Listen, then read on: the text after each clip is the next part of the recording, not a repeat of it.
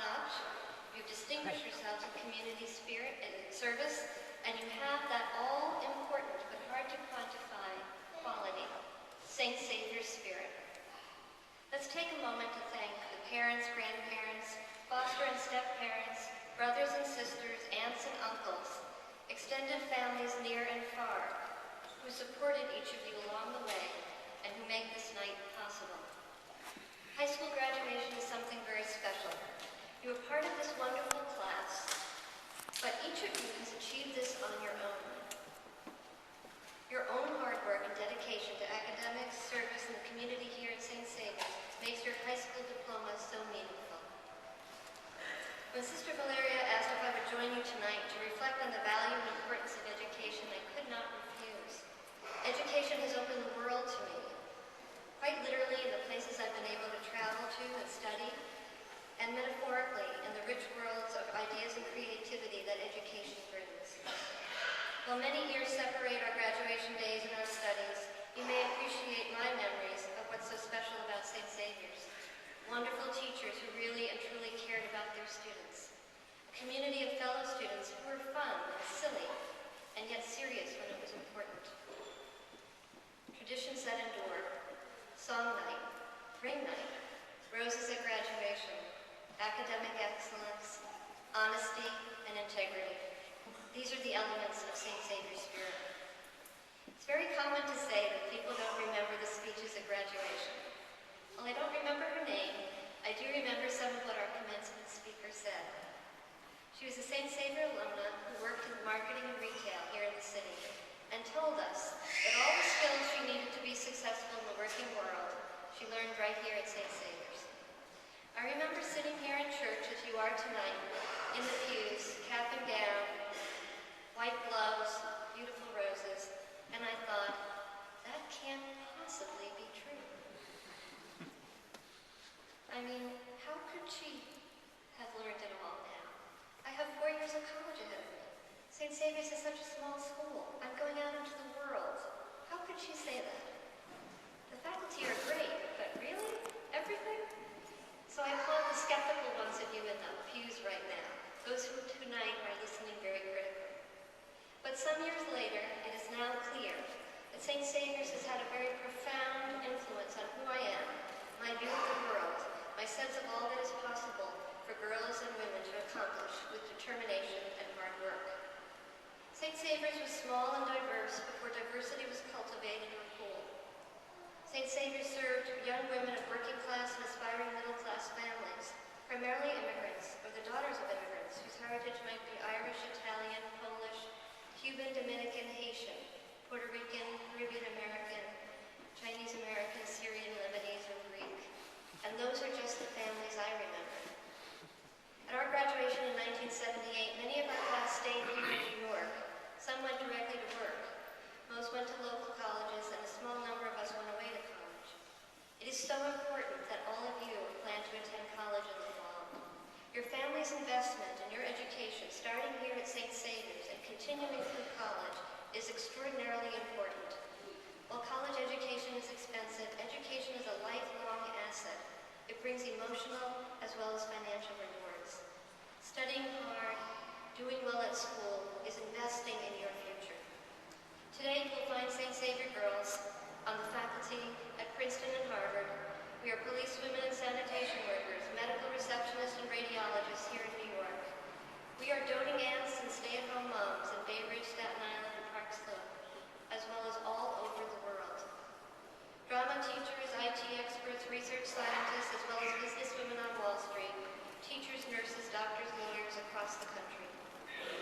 For many of us, the idea that women can do anything was obvious in an environment where women did everything.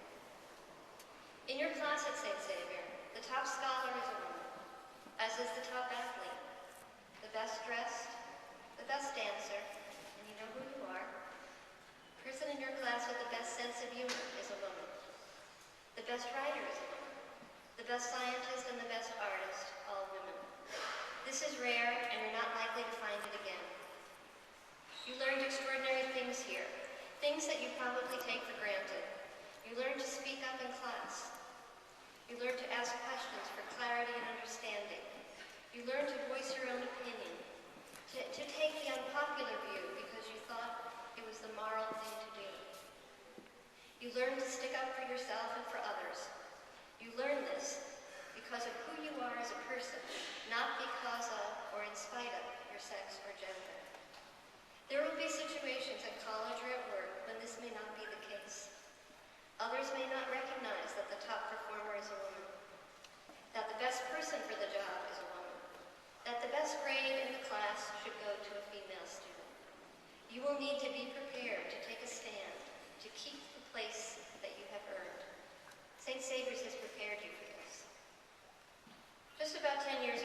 working on a client project, and our McKinsey team of about 6 people was attending an important meeting in the client's boardroom. There were about 30 executives sitting around a long, beautiful wooden table and another 20 people in chairs along the sides of the room. Later, one of my colleagues, a very nice guy from Europe, a very interesting perspective on things, said to me, "Anne, I don't know if you noticed, but you were the only woman in the boardroom today." "Yes," I said, "I noticed. Women always notice. I'm glad you noticed too." Next year at college, there will be times in a computer science class or in a study group where you will be the only woman on the team or at the meeting. Don't worry. St. Saviour's has prepared you for this.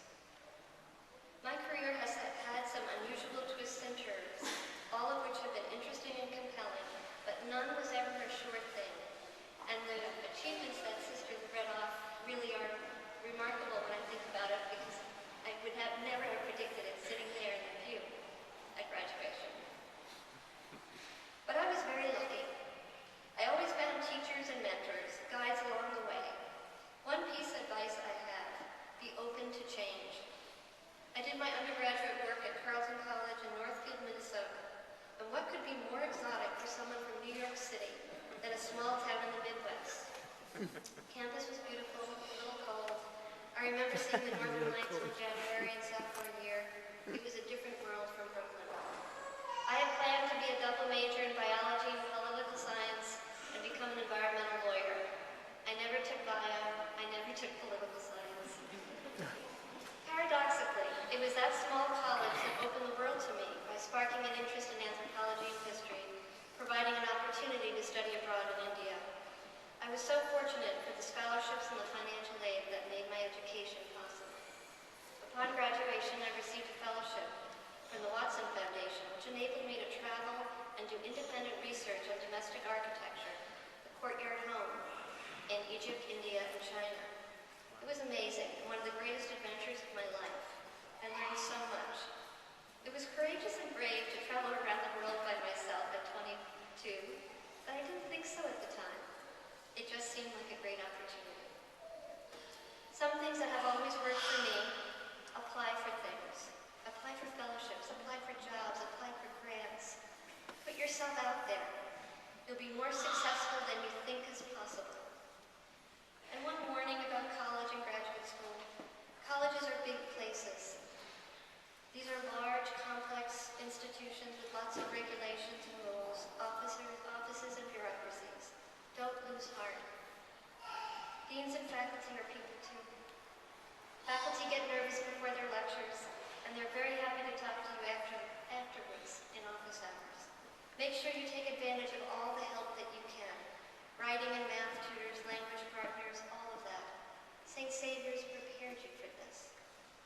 A final bit of advice, something my sister Joan, St. Saviour High School, class of 1984, says to her 4 daughters: 3 things. Be kind. It's what you want to be remembered for. And you know how to be kind. It's easy. Be smart. Push yourself to keep learning. Your knowledge can change the world. When you can, be funny. In challenging moments, a sense of humor carries you through. This fall, when you're having a rough day at college, remember some of the hilarious moments from your time at St. Saviour's and keep smiling. Not everyone has a quick wit and an easy comeback, but most of us can tell a good story.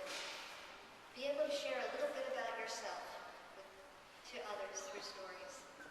I like to think of these things, kind, smart, funny, as key success factors for your life. One last thing.